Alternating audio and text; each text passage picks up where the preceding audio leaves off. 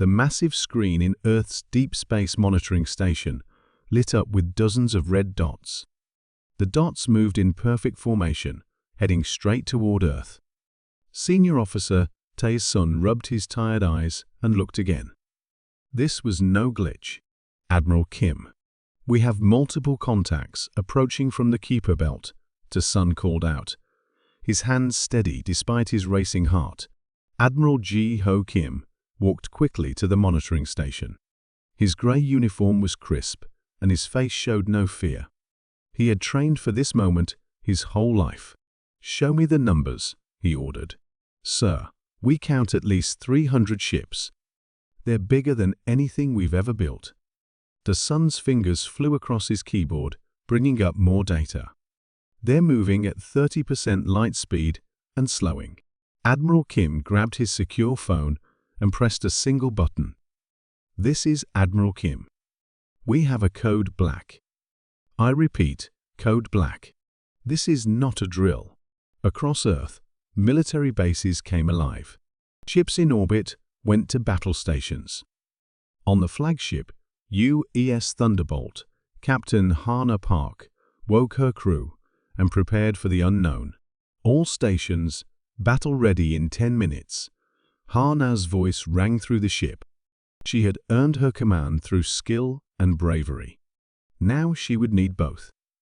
The alien ships slowed as they passed Jupiter. They were black as space itself, shaped like arrowheads. Each one was at least a mile long. Earth's scientists tried everything to talk to them.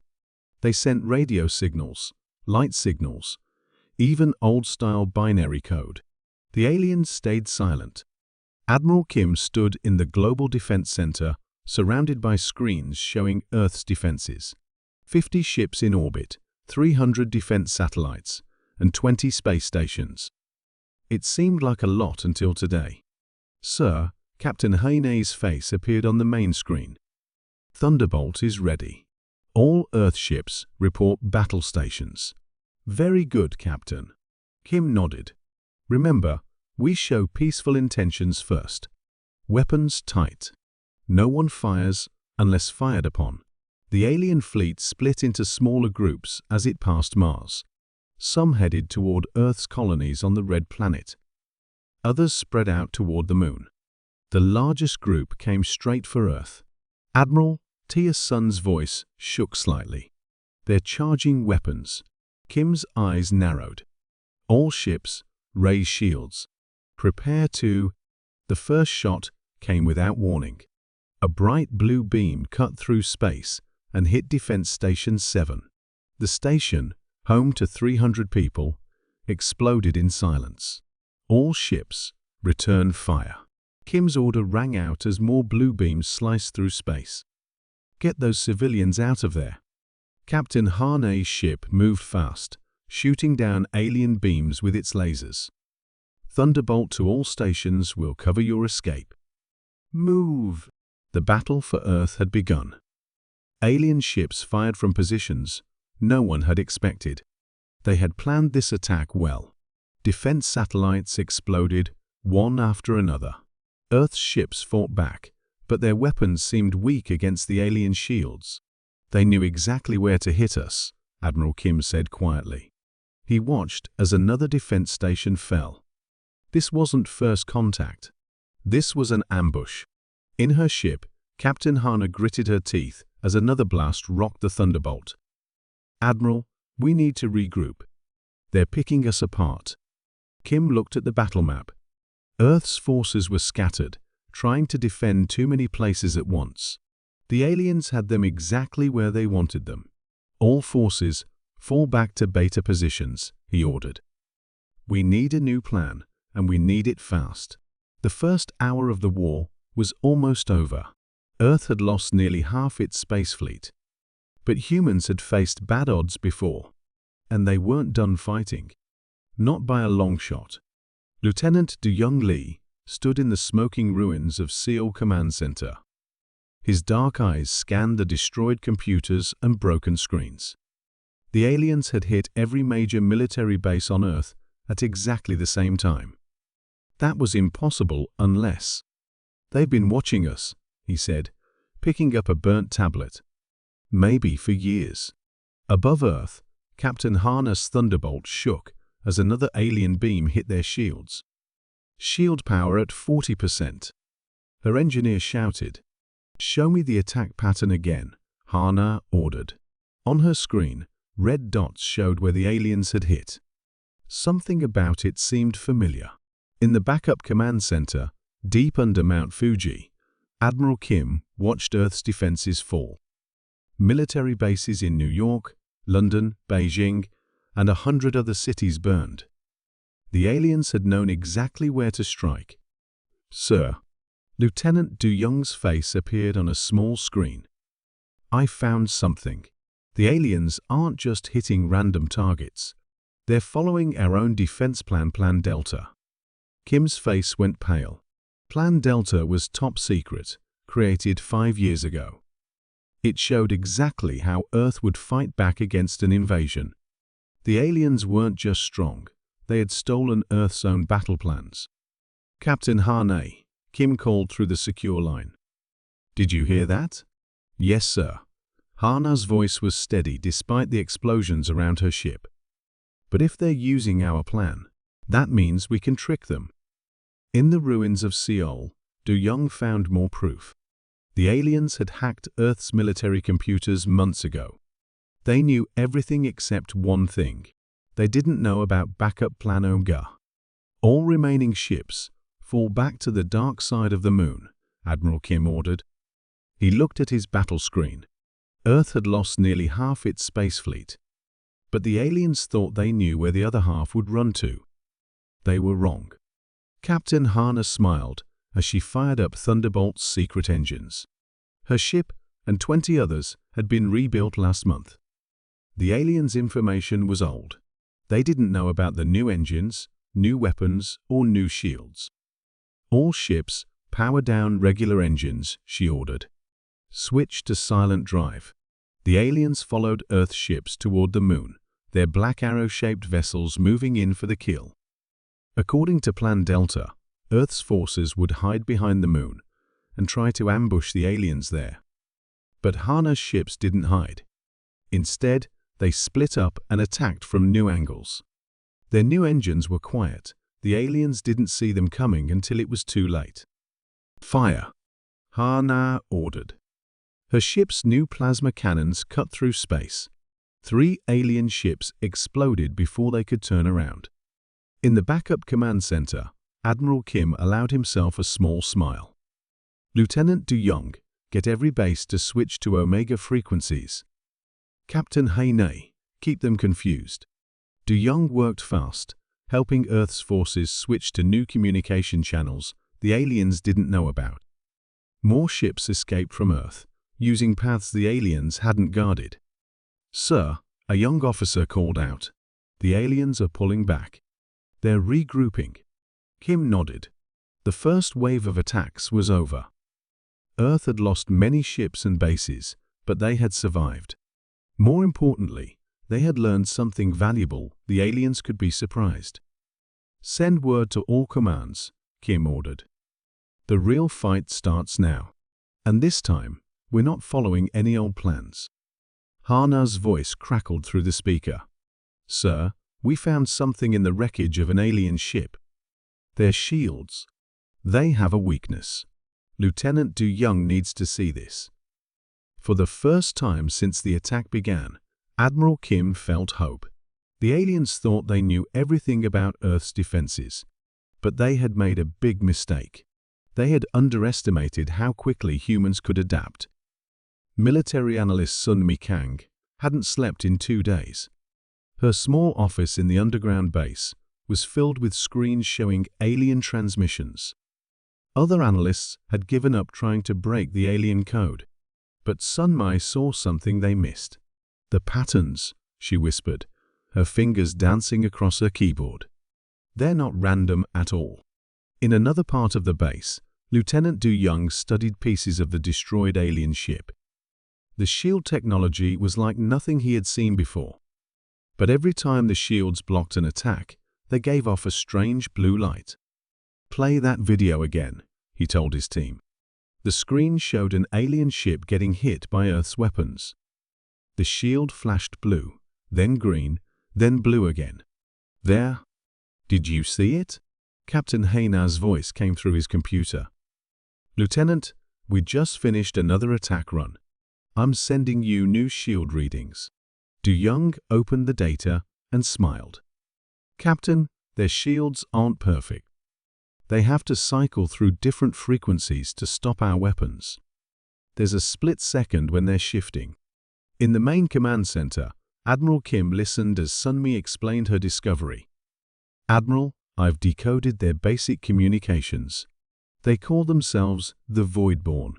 They think they own this part of space. Why attack us now?" Kim asked. Sunmi played a translated message. A harsh voice filled the room. "These humans advance too quickly. They must be stopped before they spread their chaos to the stars."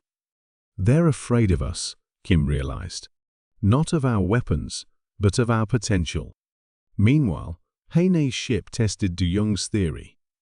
The thunderbolt fired at an alien ship, then fired again exactly 2.3 seconds later.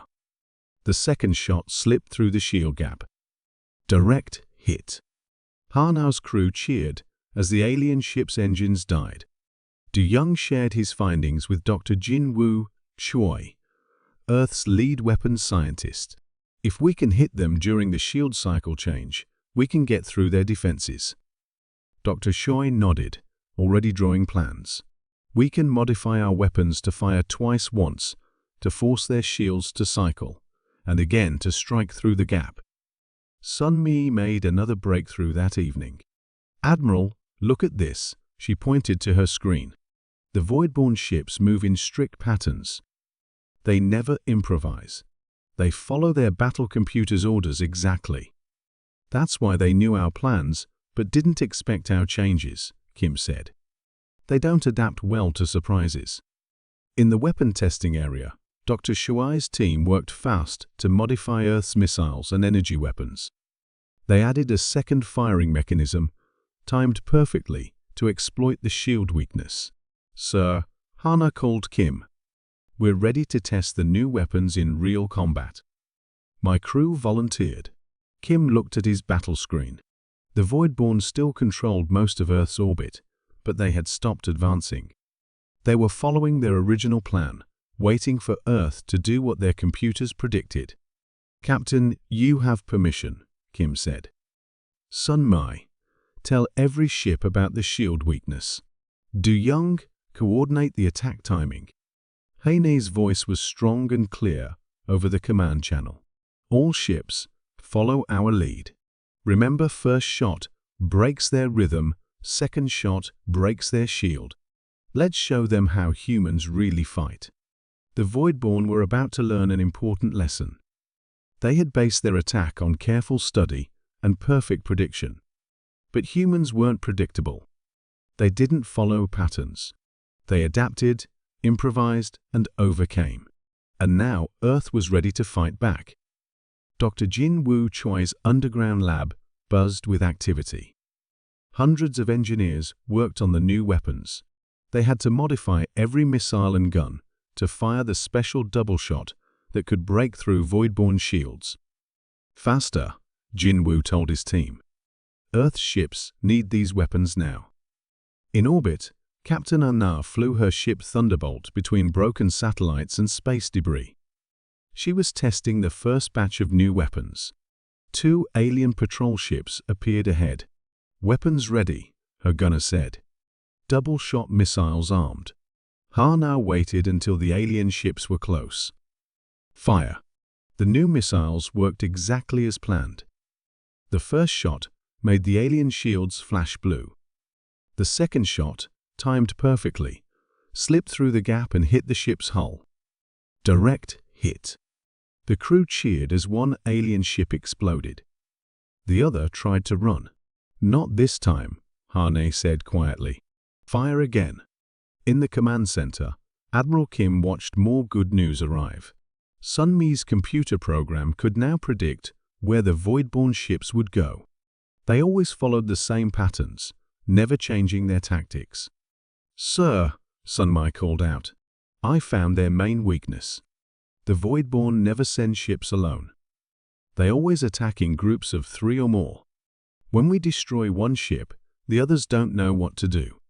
Their battle computer gets confused. Lieutenant Young added more information from his study of alien technology. Their ships are stronger than ours, but their crews depend too much on computers. They don't think for themselves. Kim nodded. Then we'll hit them where computers can't help. We'll be unpredictable. Deep under the Pacific Ocean, Earth's hidden shipyards worked at full speed. Engineers added the new double-shot weapons to every ship. They also built smaller, faster ships that could slip past alien sensors. Haina's success with the new weapons spread hope through Earth's forces. More ships began hitting back at the Voidborn. The aliens still had more ships, but they couldn't adapt to Earth's new tactics. They expected us to give up, Du Young told his team. They thought their better technology would win easily. They didn't understand human spirit. In her lab, Sunmi worked with the best computer experts on Earth. They created a program that could guess what the Voidborn would do next. The aliens' strict patterns made them easy to predict. Look at this, Sunmi showed Admiral Kim. Every time we surprise them, they take exactly 40 seconds to get new orders from their command ship. That's our chance to strike. Kim called all ship captains for a meeting. They gathered through secure video links, planning their next move. Hana shared her experience with the new weapons. Du Young explained the alien shield weakness. Sunmi showed how to predict alien movements. We're ready, Kim told Earth's leaders. The Voidborn think they're fighting a simple, predictable enemy. They're wrong. Humans have something they don't understand: creativity. In orbit, Earth's ships began moving into hidden positions. The new weapons were ready. Sunmi's prediction program was running. Du Young's teams knew every weakness in alien technology. Hana's voice came through the command channel. All ships report ready, Admiral. We've trained for the new tactics. The crews are eager to fight. Kim looked at the battle map one last time. The Voidborn still had control of Earth's orbit. They still had better technology. But they were about to learn why humans had survived every disaster in their history. Send the order, Kim said. Operation Thunderstrike begins at dawn. Dawn broke over Earth. The planet looked peaceful from space, but everyone was ready for the biggest battle in human history. All ships report ready. Captain Hana's voice was calm. Her ship Thunderbolt led the first attack group. They hid behind a field of space debris, waiting for the signal. Admiral Kim stood in the command center, watching the battle map. The Voidborn had spread their ships in their usual perfect pattern. They guarded Earth's orbit exactly as Sunmi's computer had predicted they would. Begin Operation Thunderstrike, Kim ordered. Good luck, everyone. Hana's group moved first. 20 ships burst from their hiding places, firing at the nearest alien ships. The new double-shot weapons worked perfectly. First shots made alien shields flash blue. Second shots struck through the gaps. 3 enemy ships destroyed. Hana reported. They're calling for reinforcements, exactly as planned. The Voidborn responded just as Sunmi had predicted. More alien ships moved to attack Hana's group. They left gaps in their defense pattern. Second wave, go, Kim ordered. Lieutenant Du Young led the second attack. His ships were smaller and faster, built in the secret shipyards. They slipped through the gaps in alien defenses, heading straight for the Voidborn command ship. They see us, Du Young reported, but they can't respond fast enough. Their computers can't keep up with our random flight patterns.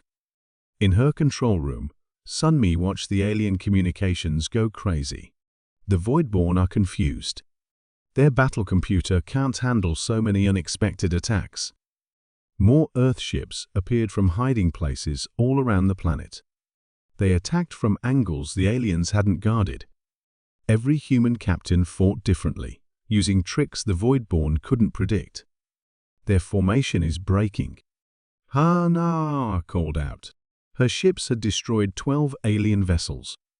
They're trying to regroup, but they're running into each other.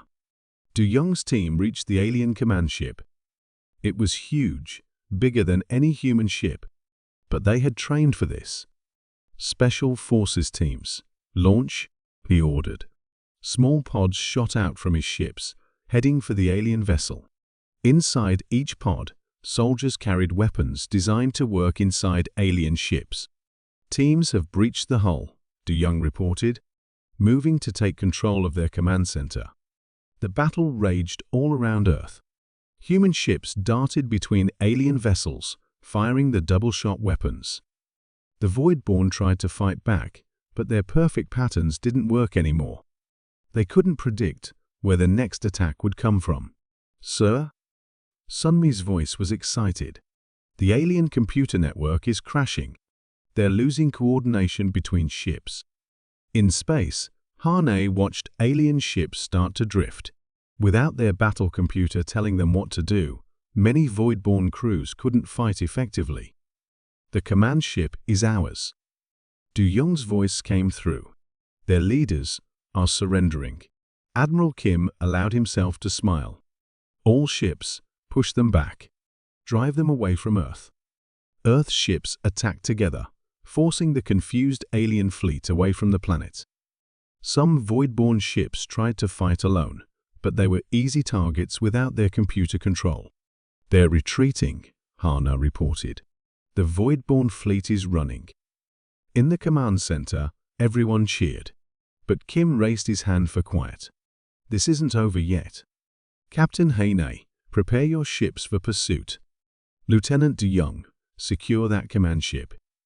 We're not just defending Earth anymore. He looked at the battle map, where the alien fleet was running away into deep space. Now we show them why you should never underestimate humans. The stars streaked past as Earth's ships chased the retreating Voidborn fleet.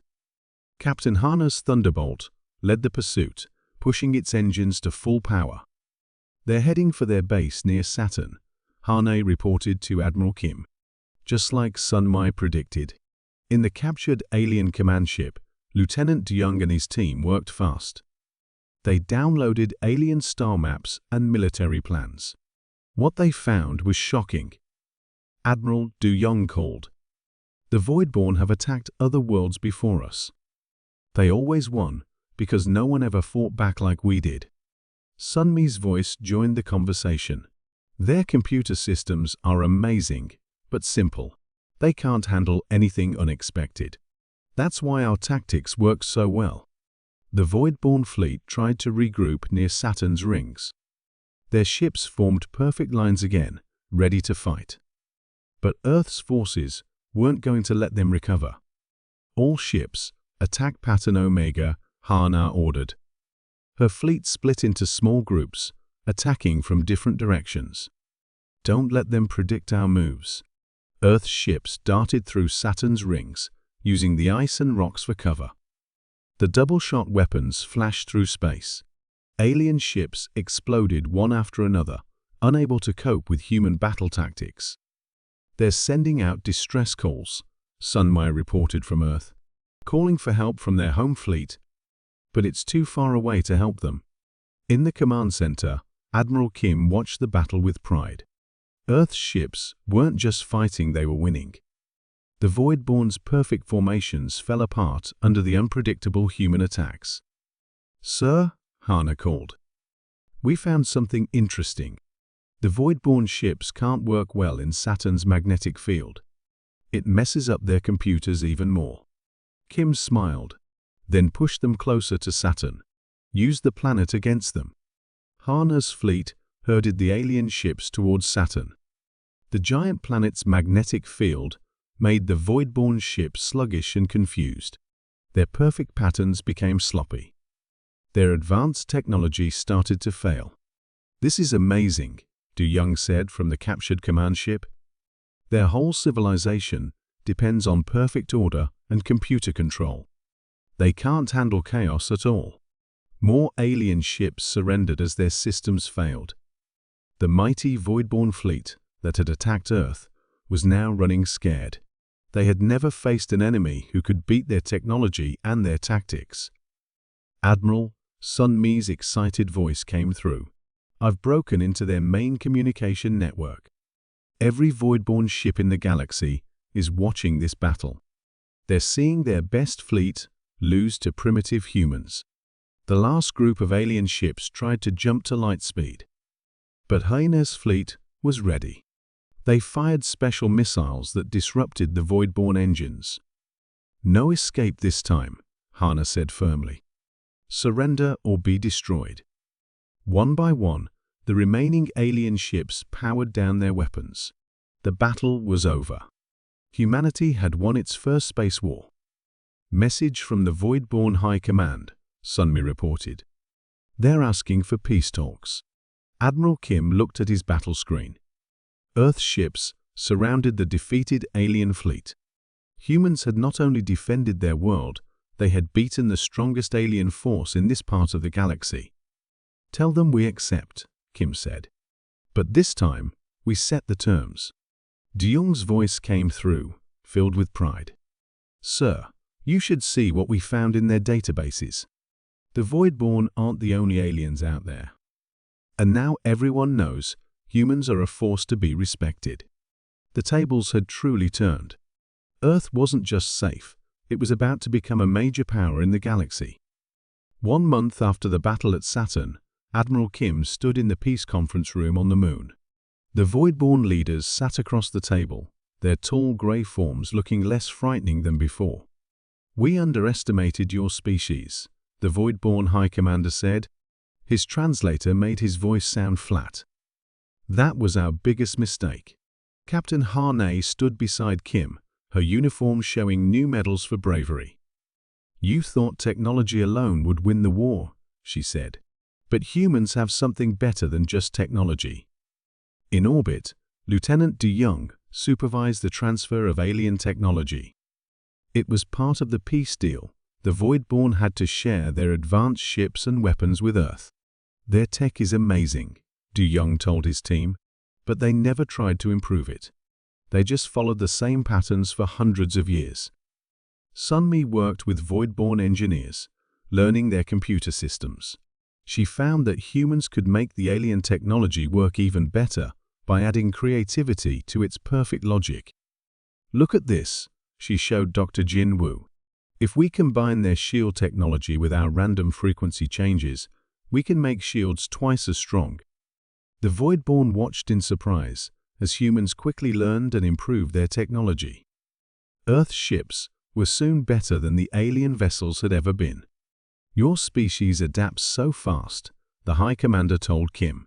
"No wonder our attack failed. You turned our own weapons against us in just a few days." But the biggest surprise came from de Jong's study of the alien database. "Sir," he called Kim excitedly, "there are hundreds of other alien species out there. The Voidborn kept most of them away from Earth. They were afraid we would learn too much, too fast." Kim smiled. "Well, they can't stop us now. The peace treaty gives us the right to meet other species and trade with them." Harna's ship Thunderbolt became the first human vessel to visit other star systems. They found new friends and trading partners. Many alien species were happy to meet humans, especially after hearing how they beat the mighty Voidborn.